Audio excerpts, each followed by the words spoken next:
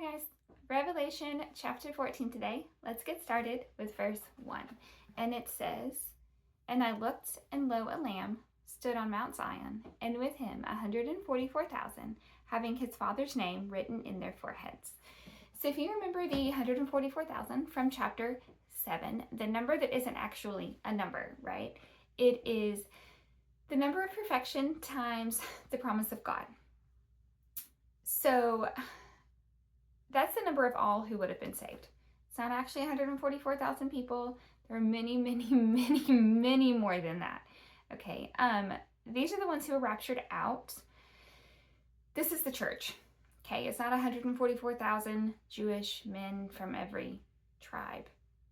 It's all the people that were raptured out before the tribulation started.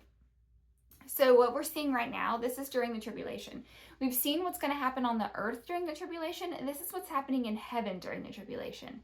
Okay, let's read verses 2 and 3. And they say, "And I heard a voice from heaven, as the voice of many waters, and as the voice of a great thunder. And I heard the voice of harpers harping with their harps, and they sung as it were a new song before the throne, and before the four beasts and the elders. And no man can learn that song but the 144,000 which are redeemed from the earth." Okay, so they're singing that new song that we're going to learn in heaven, right? The one that no man can know except those that were redeemed from the earth.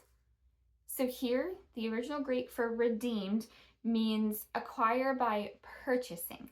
So these people have been purchased with something, the blood of Jesus. Okay, these again this is a church. These are the saved people, the ones that were bought by the blood of the Lamb. Okay, it's a new song that we don't know as men. We don't know here as a human. It's not something that we can learn. It's something we'll know when we get to heaven. All right, verses 4 and 5. "These are they which were not defiled with women, for they are virgins. They are they which allow," sorry guys, I wrote pictures in my Bible and now it's kind of hard to see certain letters. So if you see, Jesus is our lamb and our lion. Okay, let's get back. Verses 4, "These are they which are not defiled with women, for they are virgins. These are they which follow the Lamb wheresoever he goeth. These are the redeemed from among men, being the first fruit unto God and to the Lamb, and to the mouth which was found no guile, for they are without fault before the throne of God." Okay, so the description of these men, again, this isn't just men, this is humankind, okay?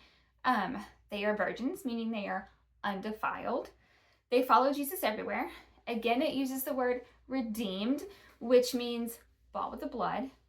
Guile means deceit, okay? And so there's no deceit found in their mouth. It says they were without fault before the throne, meaning when God looked at them, he saw no fault in them at all, meaning they are perfect, right? Perfect and sinless. Were there actually 144,000 perfect people on the earth? No. Nobody is perfect, okay? But the church is sinless before God, because when he looks at us, he sees the blood of Jesus. He doesn't see all the things that we've done.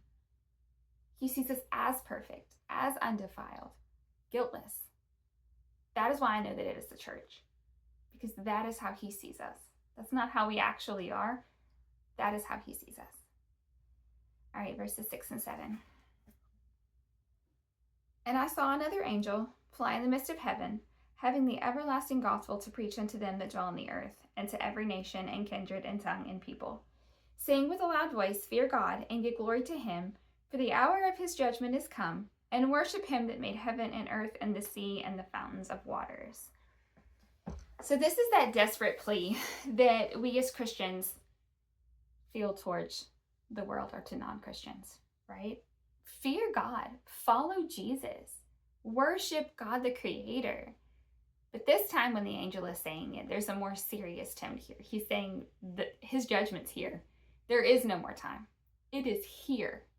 So this is, I would say this is the beginning right here at the tribulation. The judgment's here. You have no more time. It is here. All right, verse 8. And there followed another angel, saying, Babylon is fallen, that great city, because she made all nations drink of the wine of the wrath of her fornication. So Babylon, this is not the ancient city Babylon that it is talking about. Okay, this is the world kingdom. We're going to talk more about it in chapter 18. But Satan is the prince of the world, and this is his kingdom, Babylon. It's the world system. Okay, it's everything that we're forced to see and do and put up with. It's the world. It doesn't actually mean the earth, the physical ground. It just means the world. And during the tribulation, Babylon, the world, is going to fall. And we will see that in chapter 18. All right, 9 to 11. And the third angel followed them, saying with a loud voice, If any man worship the beast and his image, and receive his mark in his forehead or in his hand, the same shall drink of the wine of the wrath of God, which is poured out without mixture into the cup of his indignation. And he shall be tormented with fire and brimstone in the presence of his holy angels and in the presence of his Lamb. And the smoke of their torment ascendeth up forever and ever, and they have no rest day or night, who worship the beast and his image, and whosoever receiveth the mark of his name. Okay, so hopefully you're not going to be here during this time. But if you are, this is a warning. Don't worship the beast and don't take the mark, because if you do, you will receive the wrath of God and go to hell, because that is what's describing. It's actually describing the lake of fire. Okay, it says they'll be tormented with fire and brimstone forever and ever, meaning it's never ending. It is all of eternity, not just for the rest of your life, but literally forever tormented with fire and brimstone. And it's not like you can just take a nap or, go to sleep at night and wake up and do it all over again every day for eternity. No, it literally says day and night, no rest, day and night, tormented. So you will have to face the wrath of God on the earth. And then when that is over, there's eternity in the lake of fire. That's a pretty big warning, right? But something interesting I want to point out. In verse 8, it says that all nations were made. So everyone was made to drink the wine of the world, okay? Those are the things that are forced on us, the things that we can't help. The wine of the world, things that are purposely shoved down our throats that we have to see and hear and endure every single day. The things that we don't agree with, but they're in our faces, literally shoved down our throats. But then in verse 10, it says those who worship the beast will drink the wine of the wrath of God.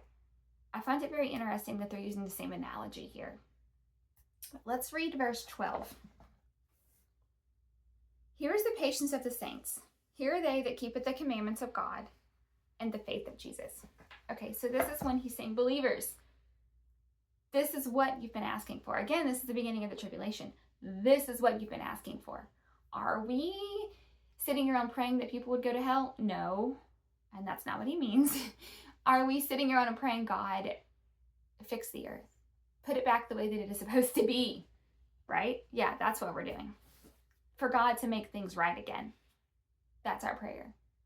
Make the world right. Set it right. To get rid of the evil.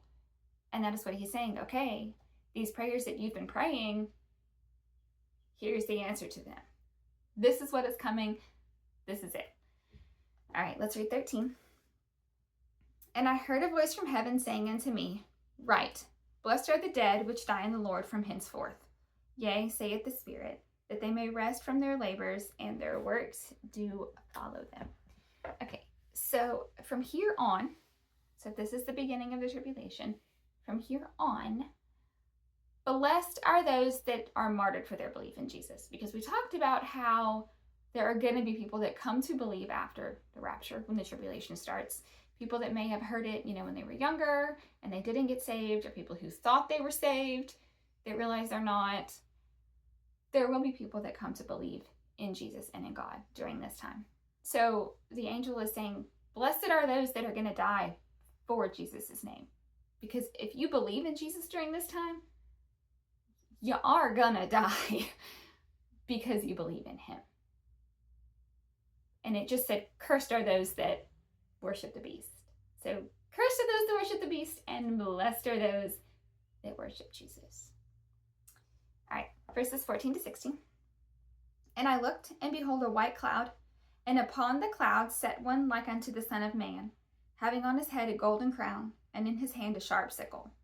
And another angel come out of the temple, crying with a loud voice to him that sat on the cloud, Thrust in thy sickle and reap, for the time is come for the reap, for the harvest of the earth is ripe. And he that sat on the cloud thrust in his sickle on the earth, and the earth was reaped. Okay, this is called the grain harvest, okay? Let's look back at Matthew 13, 38 to 43. And this is red letters, Jesus' words. And I know people have commented lately that said Jesus did teach everything in order. He didn't, because this is 13. And 24 talks about what's happening right before the end of the world, and this is the end, and 13 comes before 20. So anyway, 38 to 43. The field is the world. The good seed are the children of the kingdom, but the tares are the children of the wicked one. The enemy that sowed them is the devil. The harvest is the end of the world, and the reapers are the angels. As therefore the tares are gathered and burned in the fire, so shall it be in the end of the world.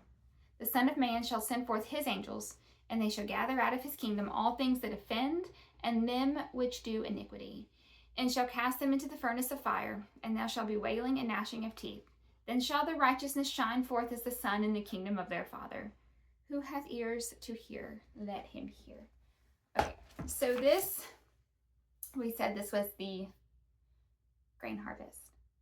The next few verses, we are going to read 17 to 20, is the grape harvest. So let's read that. And it says, And another angel came out of the temple which is in heaven, he also having a sharp sickle.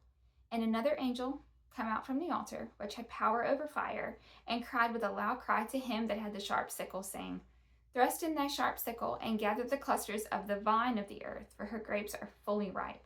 And the angel thrust in his sickle onto the earth, and gathered the vine of the earth, and cast it into the great winepress of the wrath of God.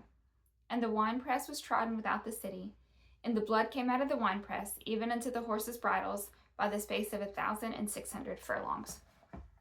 So this grape harvest is also known as the Battle of Armageddon, and we're going to talk about that in chapter 19. That is what comes at the end of the 7-year tribulation. But this battle, this war, if you want to call it that, that's going to be fought, because it's going to be fought and won by one person, just using the words out of his mouth. But it does describe a very bloody scene. Okay, it says the blood was as tall as a horse's bridle, which is about 5 or 6 feet, depending on the horse, but average is 5 or 6 feet. So 5 or 6 feet high was the blood in this city. And it says 1,600 furlongs, which is 200 miles. It's 200 miles of 5 to 6 feet high blood. That is how many people are going to die at the very end of the tribulation during this Battle of Armageddon. And like I said, we're going to talk about that in chapter 19. We're going to break it down a little more about what it is, how it happens, things like that. But that is chapter 14. And if you guys don't mind, please subscribe, because then I've noticed that a lot of people that are watching the videos aren't subscribed, and you're missing chapters. So if you don't want to miss chapters, make sure you subscribe and keep commenting.